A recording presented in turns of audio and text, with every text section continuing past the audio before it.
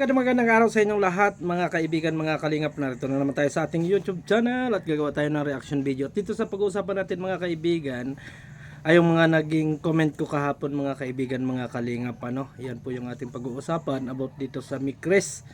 Kasi nakapunta tayo mga kaibigan sa live ni Kalingap Tata kagabi ay marami ang mga haka-haka doon mga kaibigan, mga kalingap. Pero bago yan shout out muna kay Kuya Bal Santos Matubang, Kalingap Rob and Ate Edna at sa lahat ng ating mga viewers. Mega love shout out sa inyong lahat. Kay Gisa Bicolana, Ate B Considerate and Mamisti Kayons at ganoon din po mga kaibigan sa mga pretty nanay. Shout out po sa inyong lahat. So ito na nga mga kaibigan, kahapon ay nag-live si Sir July Paunel at nakapag-comment nga tayo doon mga kaibigan kasi marami rin yung mga viewers na nagsasabi or kung sino-sino yung mga nagsasabi na stop na ang tandem ng Mikres. Mga kaibigan, marami yung nagsasabi doon na stop na lang kasi baka daw mabutasan di umano ang Kalingap sa mga ganong bagay.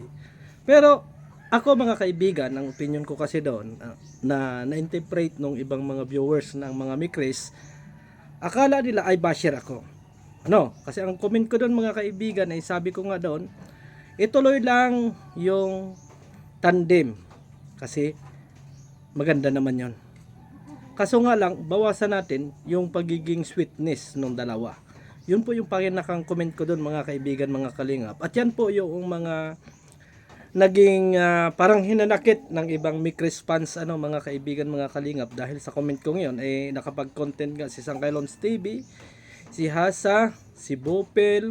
So doon sa live ni Tata, marami ang nagsasabi na di umano ay naiinggit ako, nasasaktan ako kung ano-ano yung mga sinasabi nila laban sa akin kasi nga ang akala nila as in basher ako. Ang alam nila, basher ako.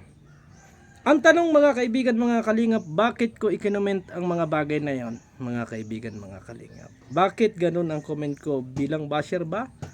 Or isang taong nagpapaalala o isang tao na concern, mga kaibigan, mga kalingap? Isang taong concern sa Kalingap. Kasi ganito yun mga kaibigan, mga Kalingap. Alam natin, ang Mikres mga kaibigan ay tandem. Walang love team, walang sweetness, or kung ano pa man. Kasi pagpapasaya doon sa ating mga viewers o sa ating mga OFW, mga kaibigan. Pero ilang ay nakitaan natin ng mga sweetness at kung ano-ano yung mga nangyayaring galawan sa live ceiling. So sabi ko, dapat ay bawas-bawasan to ng kaunti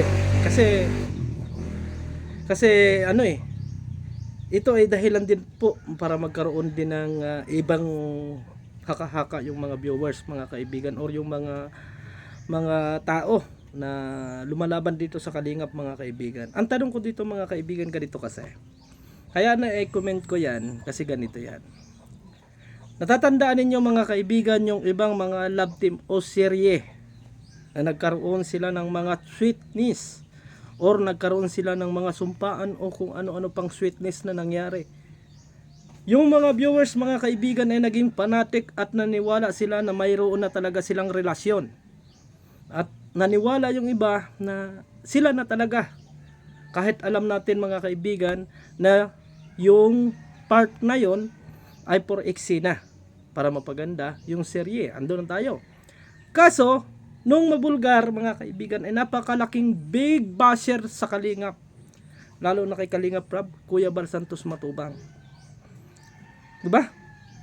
Halimbawa na lang natin yung nakaraan na love team. Love team yun mga kaibigan. Na talagang gustong gusto ng mga viewers na magkatuluyan na yung dalawang tao. At nang magkaroon nga mga kaibigan ng bulgaran at nagkaroon nga ng malaking gulo, ay pinaratangan si Kalingap Rob ng kung ano-ano, mga kaibigan, mga Kalingap.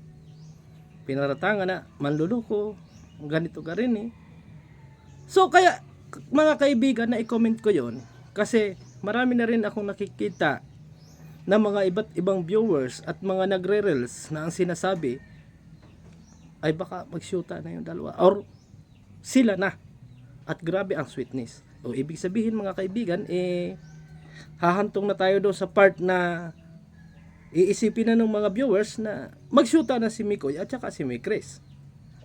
Samantalang alam na alam natin mga kaibigan na tandem lang at sobrang bata pa nito si Mikris para magkaroon ng karelasyon. Pero hindi naman natin mapipilit mga kaibigan kung magkaroon talaga sila ng relasyon kasi sa atin lang mga kaibigan paano kung hindi nga magkatotoo at mangyari din yung hindi natin inaasahan katulad nung mga nangyari nung nakaraan. So yung mga ibang naniniwala na yun mga kaibigan na sila na talaga at pwedeng sila ay magkatuluyan ay magiging basher na ng Kalingap. 'Di ba? Magiging basher na sila ng Kalingap kasi ang akala nila totoo yung kanilang mga kinikilos o ginagalaw. Magiging basher na yun ni Kalingap Prab mga kaibigan. Kaya yun yung sinasabi ko na bawas-bawasan. Hindi ko sinasabi na ang pangit ng serye na yon or kung ano-ano pa. Hindi wala akong sinabi na yun. Ang sabi natin, ituloy ang serye kasi nakakatulong kay Krista at nakakatulong din yan mga kaibigan doon sa mga magulang ng bata. Ang sabi ko, bawasan lang. Pero hindi ibig sabihin ng mga kaibigan, ibinabas ko na yung tao. Ang tanong ko mga kaibigan, mga kalingap, kapag hindi nagkatuloy, katulad yan, mga kaibigan, marami silang ibinabato na di umano ay buntis or nakabuntis or may anak itong si Mikoy na wala naman tayong kaalam-alam mga kaibigan sa mga pangyayaring yan. Yun na lang. Bakit yung ibang viewers mga kaibigan ay nagagalit na magkaroon ng anak or asawa itong si Mikris, si Mikoy, samantalang alam natin mga kaibigan na tandem lang. Dapat nakapokus lang tayo doon sa tandem na pagpapasaya. 'Di ba? Kasi yung ibang mga viewers gumagawa na ng ikababas doon sa programa. Kasi sinasabing, oy, buntis yan, may anak ka na yan si Mikoy, may anak yan, o kung ano-anong mga inasabi kay Mikoy. Bakit? Nakasama na yung personal na buhay ni Mikoy kung hindi tayo hahantong doon sa part na iisipin natin na magkakaroon ng relasyon yung dalawa. 'Di ba? Dapat labas na yon yung pansariling lakad ni Mikoy.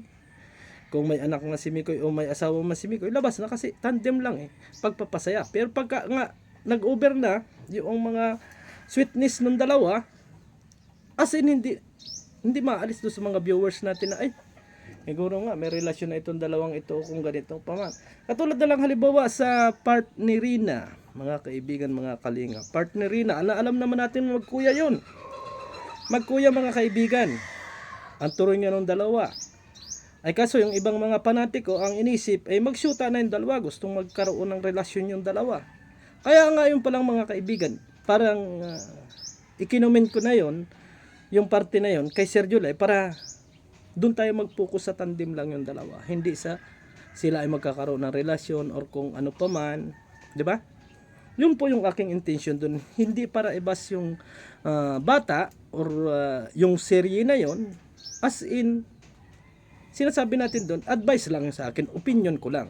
Para makatulong or para kung halimbawa mabuwag man yung serye na yon, walang gaanong bashing dito sa Kalingap at walang bashing doon sa mga tao kasi alam nila na yung serye na yan tandem lang mga kaibigan. Kung punong-puno ng sweetness, kung sa Velvet mga kaibigan ay punong-puno ng sweetness, so pag nabuwag yan mga kaibigan, alam ko na maraming magiging basher pa rin ang Kalingap dyan.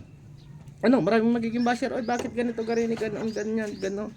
Yun po yung ating ibig sabihin. Katulad nun, sa live ni Tata, sabi sa akin, ako daw ay may personal na galit. Sana ako may personal na galit. Hindi ko man mga kilala yan. Ako daw ay naiinggit. Ako daw ay hindi nalaki ang channel dahil inggit ang natitira sa aking katawan. Ako mga kaibigan ay buhat ng ako ay isinilang ay hindi pumatok sa aking kaisipan ang kainggitan mga kaibigan.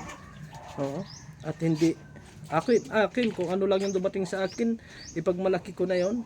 Kung ano pa man yung achievement ng iba ay ikinatutuwa ko. Kaya mali din yung mga sinasabi ng mga viewers or yung mga ng Mikris na ako ay basher. Nagsasabi lang ako ng aking opinion. Kung makakatulong ba or hindi. Kasi alam natin, ang daming mga haka-haka na ganun ganiri. Ang sa akin ay para mabawasan. Oh, yung sobrang sweetness, sobrang sweet na yan. Pagdating ng araw mga kaibigan, alam ko darating at darating ang time na ay sila na. Pero ang tanong mga kaibigan, mga kalingap, 15 years old yung bata, ano, mga kaibigan. At para sa akin, hindi ako, agree ako sa sobrang sweetness na ganon. Agree ako sa sobrang sweetness na makikita natin na ganon garin eh. Bawasan lang ng kaunti, bawasan lang. Hindi baling may hugot time or yung pagpapatawa. Maganda kasi yung dating yung may patawanan, may mga hugot time, ganun ba? Yung akin naman ay opinion ko lang. Hindi yun pangbabas kasi kung ang pangbabas mga kaibigan sa palagay ko ay sasabihin kong ay hindi maganda yung tandem ng Mikres or kung ano-ano pa man. Or kung may masasama akong nasabi. As in, doon sa comment ko, pinahihiwati ko doon na gusto natin na matuloy ang serye na to. Gusto natin na dire-diretso yung kanilang pagpapasaya doon sa ating mga OFW. Kaso nga, ang agreement natin doon or yung ating pinakang doon point ay mabawasan yung sweetness. Di ba? Mabawasan lang naman mga kaibigan. Pero hindi ibig sabihin ay binabas ko yung Mikres. Mali yung nila na naiinggit ako. Ba't naman ako maiinggit mga kaibigan? Yun ang tanong ko, ba't ako maiinggit? Bakit? Madadama yung channel natin sa mga ganyang bagay. Alam nyo mga kaibigan, mga kalingap ay siguro kung may nauna sa aking reactor ay si Sir July at saka si lang dati. Ilan lang yung nakakauna sa akin. As in, nang unang si Kuya Bal Santos Matubang, kasama na kaagad tayo mga kaibigan, mga kalinga. Pero sabi ko nga, hindi umabot ng 100,000 ang aking subscribers, okay lang. Okay lang ako. Kasi sabi ko nga, kung ano lang yung dumating sa akin ay tanggap ko, mga kaibigan. Mali yung sabihin nila na ay naiinggit ako, mga Wala po mga kaibigan sa mga Mikres sa supporter. Ito yung masasabi ko. Nandiyan na rin naman may mga sweetness or kung ano-ano pa man. Ang isipin pa rin natin ay sila ay tandem. Wala pong mangyayaring relasyon o kung ano pa man na ganon. Basta yun lang po yung ipokus natin. At kung halimbawa man mga kaibigan, mga kalingap na magkaroon ng pagkakataon or nakakita ng talagang ihaharap na sa camera itong si Mikoy, ay dapat ay maunawaan din natin. Yung aking comment na yun kasi mga kaibigan ay para iwas do sa mga mangyayaring bashing. Kasi alam ninyo nung nakaraan, ibinas si Kalinga Prab, ibinas si Kuya Bal Santos Matubang, ibinas yung tao. Di ba? Ibinas. Ayun din naman natin mangyari mga kaibigan na pagdating ng panahon na kung halimbawa may ipakilala si Mikoy sa camera at kung halimbawa ay alam naman natin na sa tamang edad na si Mikoy, grabe ang galit natin doon sa tao kung ano ang sasabihin natin. Di ba? Kung halimbawa lang naman yun mga kaibigan, kasi hindi naman natin alam kung anong tunay ang pagkatao talaga ni Mikoy. Ang sa akin lang, dapat huwag yung ganun kasi, di ba? Baka umasa yung iba ay sila na siguro na doon tayo mag-focus sa sa good vibes mga kaibigan. Yun ang ibig ko sabihin mga kaibigan, hindi yung doon sa moment na nakita natin sa mga page, sa mga Facebook, kung ano ng mga ipinopost ng iba, na lang ang sasabihin ng iba mga kaibigan. Ano na lang ang iisipin, no? Bahala kayo kung ang sa tingin ninyo ay basher ako, pero itik ninyo kung ano yung punto ko. Itik ninyo kung sa tingin ninyo ay napakapangit tong aking mga sinasabi, bahala kayo, opinion nyo yan. Pero sa akin, ang opinion ko lang, para mabawas-bawasan yung magiging basher kung dumating man yung tamang panahon na may ganot garin ay hindi ganoon kalawak at kalaki yung magiging bashing at ang iisipin ng iba. Totoo, okay naman yan. Kasi pagpapasaya lang yung ginawa ng iba. Nung serye na yan. Serye lang. Ayun lang naman ang sa akin. Ako ay hindi basher. Kasi kung basher ako mga kaibigan, ang i-comment ko doon sa aking sa live ni Sir Julie Palon, sabihin kong ihinto na. Pero hindi, suportado ko na wag ihinto ang Mikres. Kasi kapag inihinto natin yan, or inihintong bigla, mga kaibigan, ay sasabing, ay, guilty na yung Kalingap, inihinto na yung serye na yun. As in, tama yung point ni Sir Julie Paunel doon. Ano? Sang-ayon ako doon, mga kaibigan. Hindi ako kukontra doon. Na, sabi nga ni Sir Julie Paunel, kapag yan ay ating iklinos, ano sasabihin ng mga kalaban ay,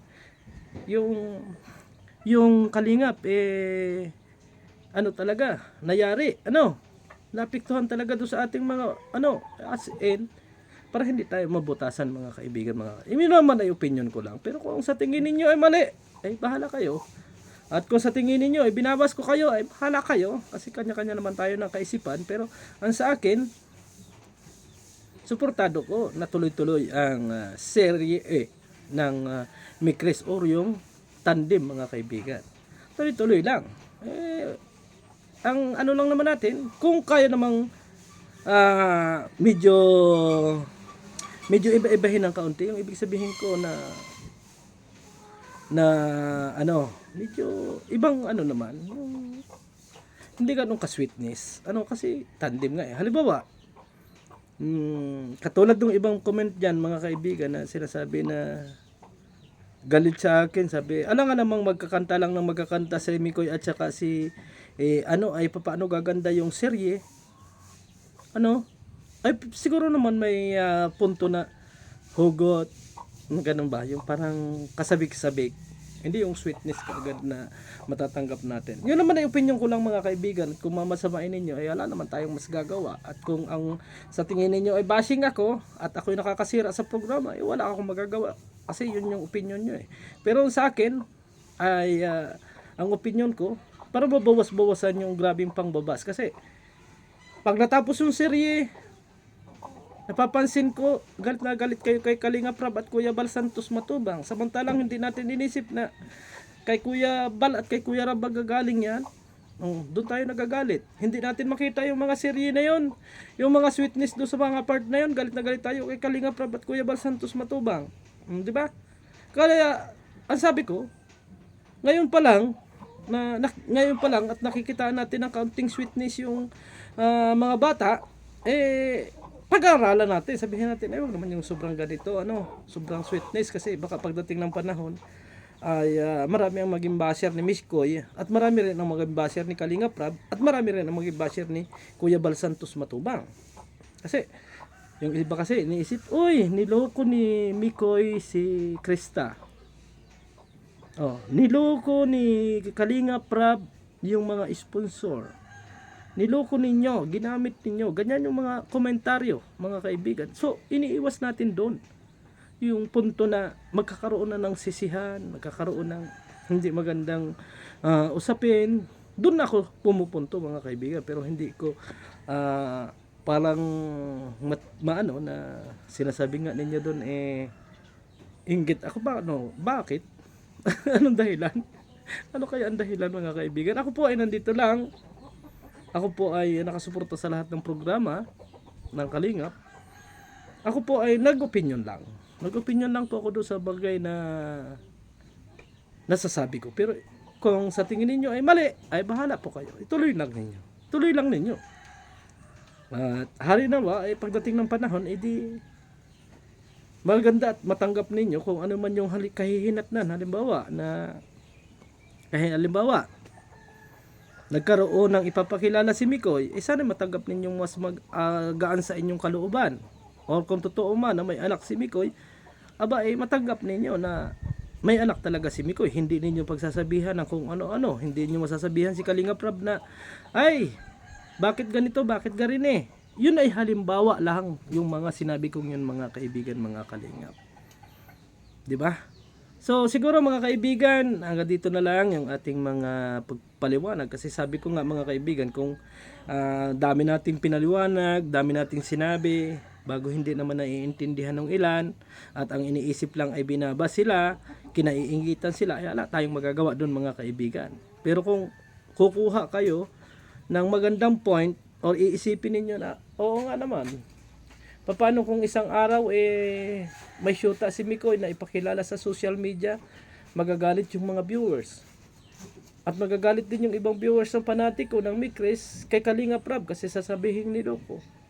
So makakakuha kayo ng magandang ideya or masasabi ninyo na hindi tayo bashing, bagkus, maiisip ninyo na may punto naman si Berador. Pero kung ang iisipin ninyo ay inggit siya si Berador, hindi nataas ang channel yan dahil sa inggit sa kapwa, ay ala tayong magagawa doon mga kaibigan. Pero ang masasabi ko, never akong mainggit. So maraming salamat and God bless sa atin lahat. Bye bye.